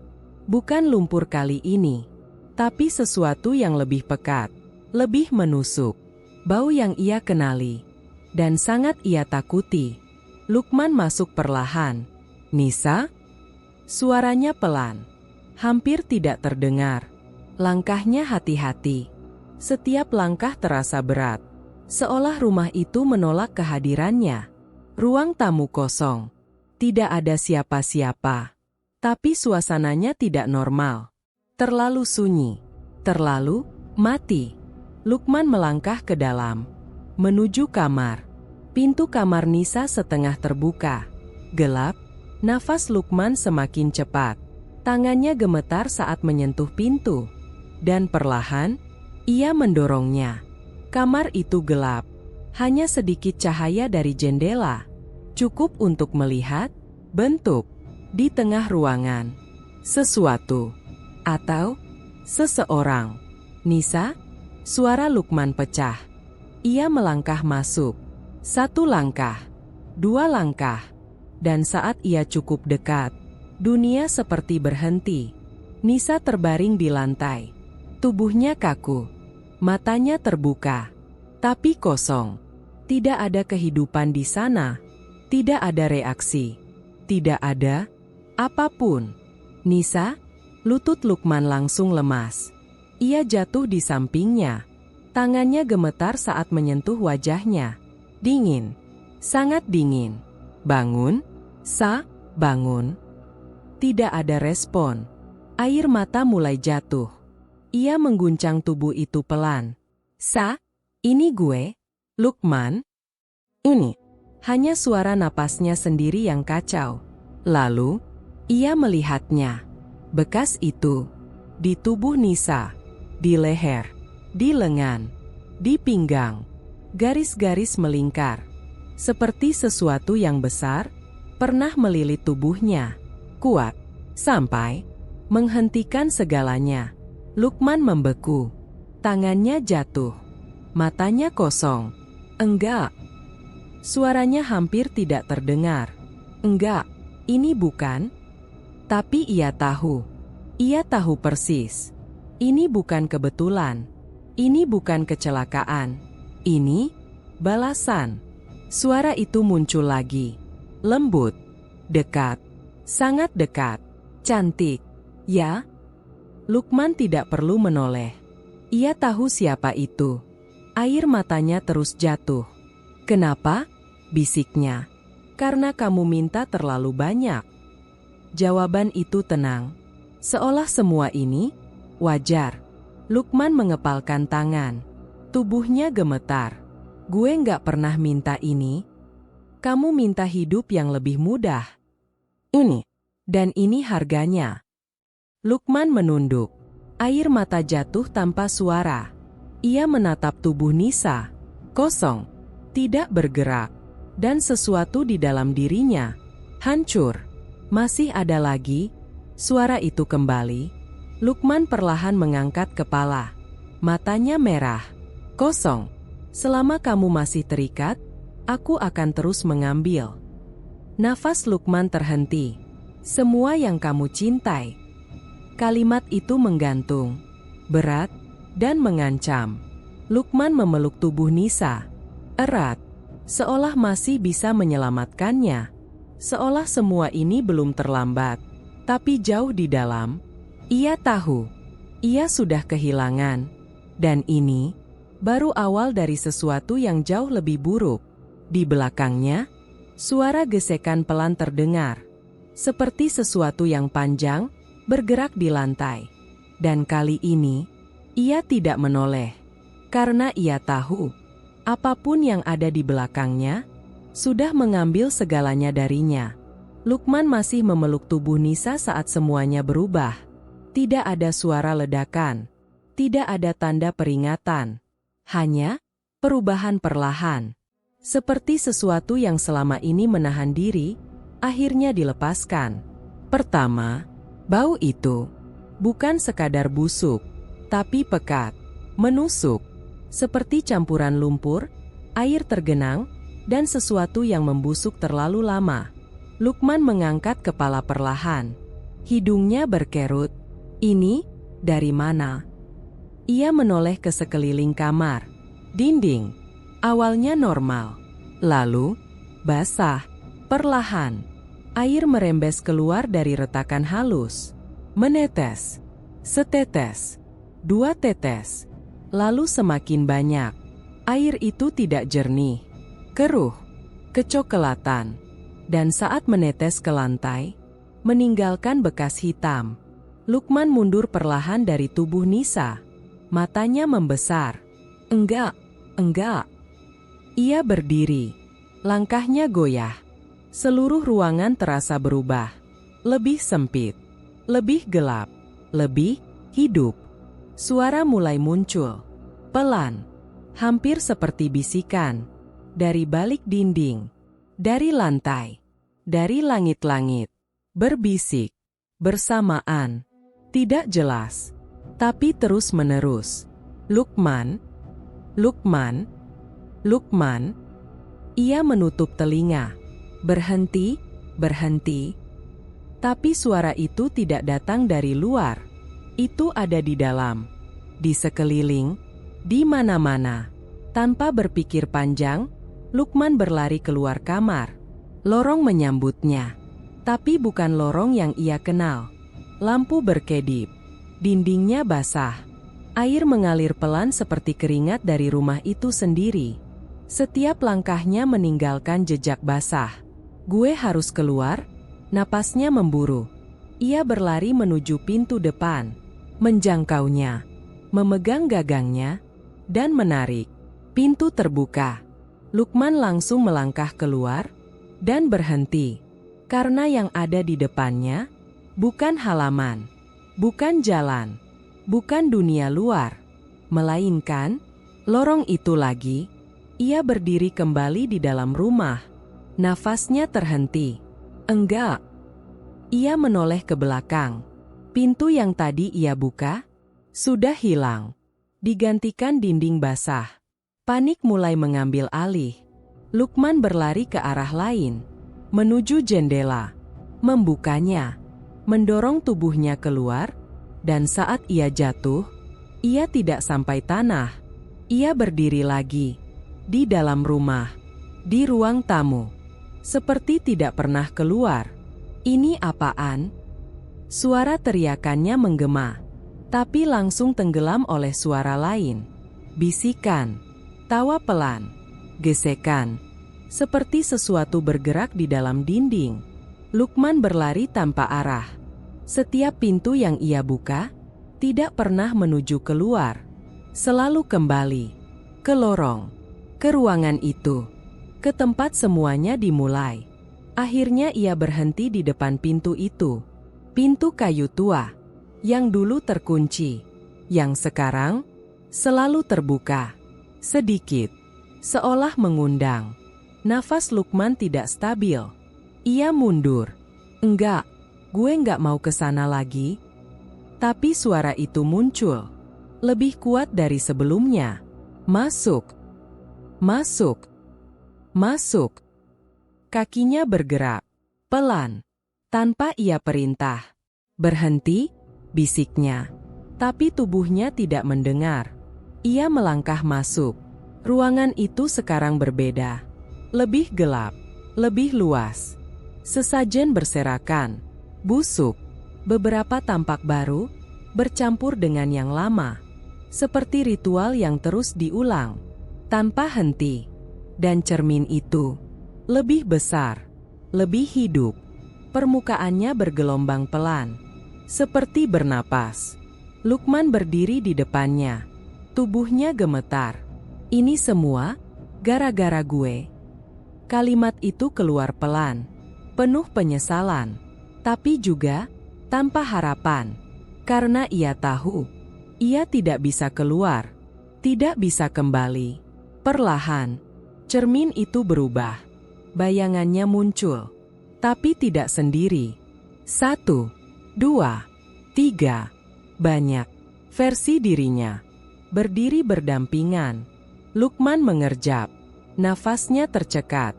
Ini apa? Ia mendekat, pelan, dan saat ia melihat lebih jelas, darahnya terasa membeku. Semua bayangan itu, dirinya, tapi berbeda. Ada yang terbaring, tubuhnya pucat, dengan bekas lilitan di leher. Ada yang berdiri, tapi kulitnya penuh sisik. Matanya kosong, seperti sudah bukan manusia. Ada yang setengah tubuhnya hilang, larut seperti bayangan pamannya. Dan ada yang menatapnya dengan senyum, sama seperti Nyi Blorong. Lukman mundur, tubuhnya gemetar hebat. Enggak, ini bukan. Tapi cermin itu tidak berhenti. Bayangan-bayangan itu mulai bergerak, serempak, mendekat ke arah permukaan, seolah ingin keluar. Dan di antara semuanya, satu bayangan berdiri paling dekat, dirinya, tapi dengan wajah kosong. Dan saat ia membuka mulut, suara yang keluar bukan miliknya. Ini semua, kamu. Lukman jatuh terduduk, matanya penuh teror. Karena untuk pertama kalinya, ia melihat semua kemungkinan akhir dirinya. Dan tidak ada satupun yang selamat. Lukman masih terduduk di lantai. Di hadapannya, cermin itu terus bergerak. Bayangan-bayangan dirinya masih hidup, masih bergerak, masih menatapnya.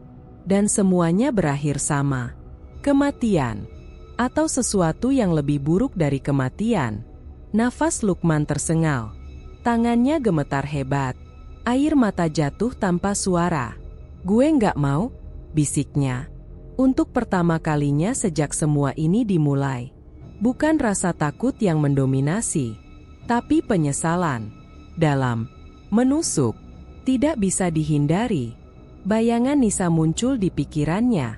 Wajah kosong itu, tubuh dingin itu, dan bekas lilitan di lehernya. Lukman menutup mata. Tangannya mengepal. Cukup. Suaranya pelan, tapi tegas. Cermin itu bergetar lebih kuat, seolah merespon. Perlahan, Lukman berdiri. Kakinya masih goyah, tapi ada sesuatu yang berubah. Bukan tubuhnya, bukan keadaan di sekitarnya, tapi keputusannya. Ini harus berhenti. Kalimat itu keluar tanpa ragu. Untuk pertama kalinya, ia tidak lari. Ia melangkah maju, menuju cermin itu. Udara di ruangan langsung berubah. Lebih berat, lebih dingin. Seolah sesuatu menyadari, ia akan melawan. Berani sekali. Suara itu muncul, lembut, tapi penuh ancaman. Nyi Blorong muncul dari dalam cermin, perlahan, seperti sebelumnya. Tapi kali ini, lebih jelas, lebih nyata, lebih marah. Matanya yang kosong kini terasa lebih dalam, lebih gelap, dan sisik di tubuhnya tampak lebih jelas, lebih hidup. Kamu pikir, kamu bisa menghentikan ini? Tanyanya pelan. Lukman menatapnya, tanpa mundur. Gue nggak peduli bisa atau enggak. Suaranya bergetar, tapi tidak berhenti. Gue nggak bakal jadi kayak yang lain. Nyi Blorong tersenyum tipis. Senyum yang tidak lagi lembut. Lebih dingin. Lebih tajam. Sudah terlambat, Lukman? Ia melangkah mendekat. Ekor itu bergerak pelan. Mengelilingi. Seolah menutup ruang. Kontrak itu tidak bisa dibatalkan. Semua bisa dihentikan, bentak Lukman. Tidak. Jawaban itu tenang. Pasti. Yang bisa kamu lakukan, hanya memilih bagaimana semuanya berakhir. Ini. Kalimat itu menggantung. Berat, Lukman menoleh cepat. Mencari sesuatu. Apapun. Matanya jatuh ke lantai. Sebuah batu kecil. Entah dari mana. Tapi ada. Ia mengambilnya. Tangannya gemetar. Tapi menggenggam kuat. Kalau cermin ini hancur. Ia menatap Nyi Blorong. Semua ini ikut hancur. Nyi Blorong tidak menjawab. Hanya menatap. Dan untuk pertama kalinya, ada sesuatu di matanya. Bukan emosi, tapi perhatian. Lukman tidak menunggu. Ia mengangkat batu itu dan melempar sekuat tenaga. Brak, batu itu mengenai permukaan cermin. Retakan kecil muncul. Halus, tipis, tapi nyata. Ruangan langsung bergetar. Suara-suara di dinding berubah menjadi jeritan. Air di dinding mengalir lebih deras. Bau busuk semakin kuat. Nyi Blorong berhenti. Senyumnya hilang. Matanya berubah. Gelap, dalam. Berbahaya. Kamu berani? Suaranya tidak lagi lembut. Lebih berat. Lebih dalam. Lebih, bukan manusia. Lukman mengambil langkah maju lagi. Gue bakal hancurin semuanya. Ia mengangkat tangan, siap menghantam lagi. Tiba-tiba, udara di belakangnya berubah. Dingin, sangat dingin. Lukman menoleh, dan di sana, sosok itu muncul lagi. Pamannya, setengah manusia, setengah bayangan. Lebih samar dari sebelumnya, lebih lemah. Cepat, suara itu patah. Sekarang, Lukman menatapnya. Matanya berkaca. Paman?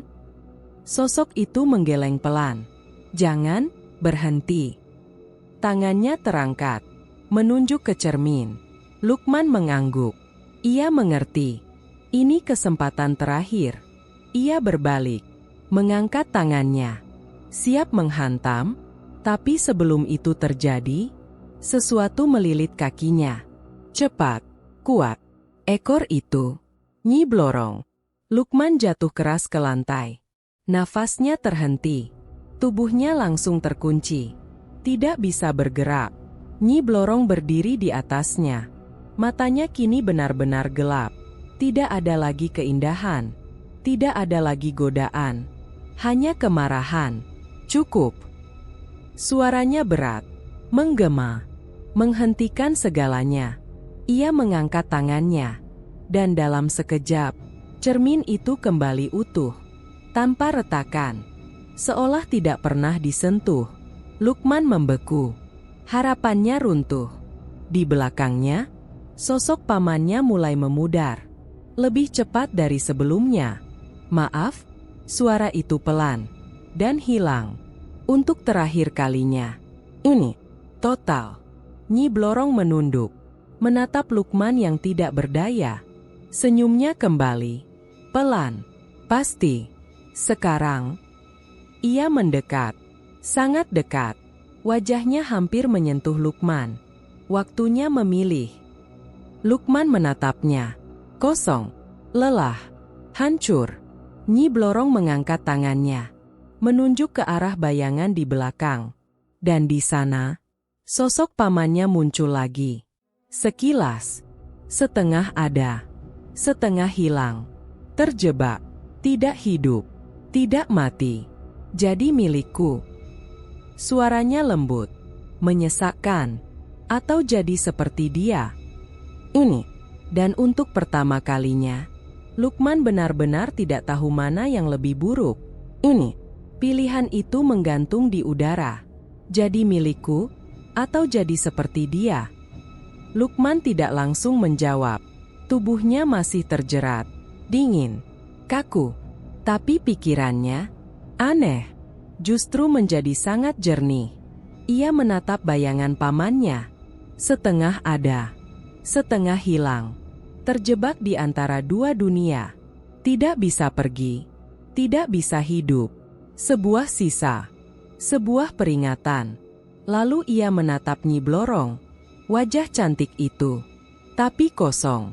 Tidak punya jiwa. Tidak punya akhir. Hanya lapar. Selalu lapar. Dan akhirnya, ia menunduk. Tertawa pelan. Suara yang serak. Patah. Dua-duanya sama aja. Nyi Blorong diam. Memperhatikan. Lukman mengangkat kepala. Matanya merah. Tapi tidak lagi penuh ketakutan. Kalau gue milih salah satu. Ia menarik napas panjang. Gue tetap kalah. Ini. Untuk pertama kalinya. Nyi Blorong tidak langsung menjawab. Perlahan. Lukman menggerakkan tangannya. Masih sulit. Masih berat. Tapi ada sesuatu yang berubah. Ikatan itu tidak sekuat tadi. Jadi gue pilih. Ia menatap cermin. Dalam. Tajam. Gak ada. Dalam satu gerakan, ia meraih mangkuk hitam di dekatnya. Sisa dari ritual itu. Sisa dari awal semua ini. Dan menghantamkannya ke lantai. Prak! Mangkuk itu pecah. Cairan hitam di dalamnya tumpah. Menyebar. Seperti hidup. Ruangan langsung bereaksi. Getaran keras. Dinding retak. Suara-suara berubah jadi jeritan panjang. Nyi Blorong mundur sedikit. Untuk pertama kalinya, ada perubahan. Kecil. Tapi nyata. Apa yang kamu lakukan? Suaranya berubah. Tidak lagi tenang. Lukman berdiri. Dengan sisa tenaga. Nafasnya berat. Tubuhnya hampir tidak kuat. Tapi matanya. Pasti. Kalau kontrak ini dimulai dari gue. Ia melangkah ke arah cermin. Berarti harus berakhir dari gue juga. Nyi Blorong langsung bergerak. Cepat. Ekor itu meluncur ke arahnya. Tapi kali ini, Lukman tidak mundur. Ia meraih kain di lantai. Menyulutnya dengan api kecil dari lilin sesajen. Api itu menyala. Kecil. Tapi cukup. Gue selesai. Ia melempar api itu ke arah sesajen. Kering. Rapuh. Langsung terbakar. Api merambat cepat. Ke lantai. Ke dinding. Ke seluruh ruangan. Nyi Blorong menjerit. Untuk pertama kalinya. Suara itu bukan lagi bisikan. Tapi teriakan. Panjang. Marah. Kamu tidak bisa pergi. Lukman tertawa. Air mata jatuh. Tapi ia tidak berhenti. Gue nggak mau pergi. Ia menatap api yang semakin besar. Gue mau ngehancurin semuanya. Api semakin besar. Panas mulai terasa. Asap memenuhi ruangan. Cermin itu mulai retak. Pelan. Lalu semakin cepat.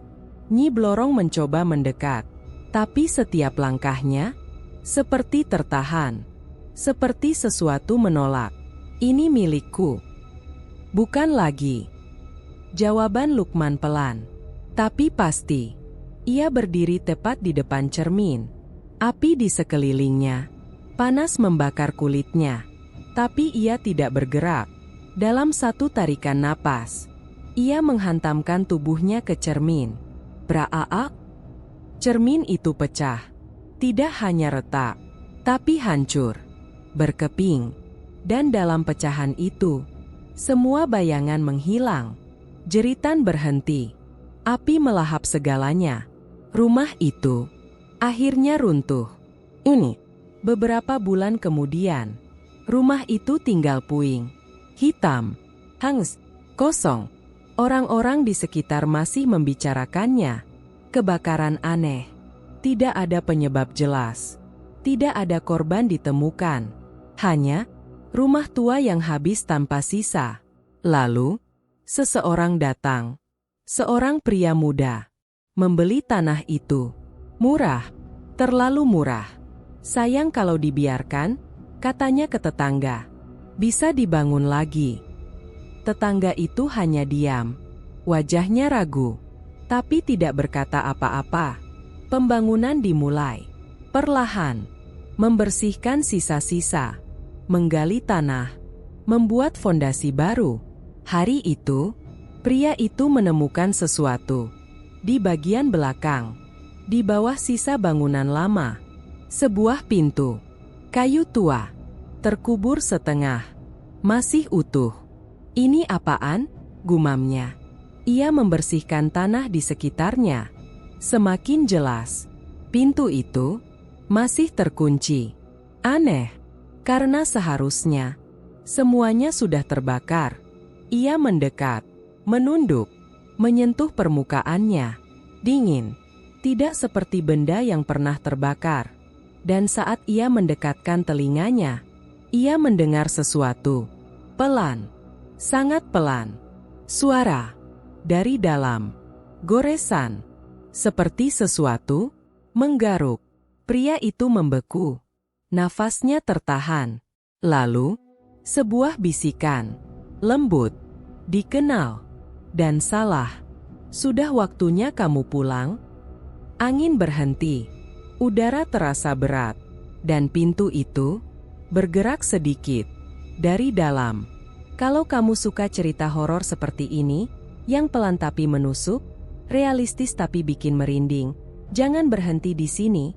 Subscribe sekarang juga biar kamu nggak ketinggalan kelanjutan kisah-kisah pesugihan, urban legend, dan horor psikologis lainnya yang lebih gelap dan lebih dalam.